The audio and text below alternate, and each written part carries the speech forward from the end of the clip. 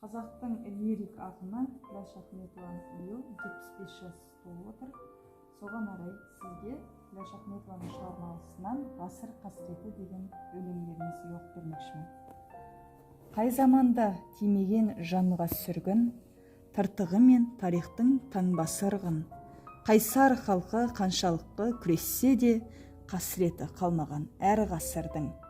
Қарап тұрсаң дамудың мәңгі заңын, адам жолы қиямет, зарлы жалын.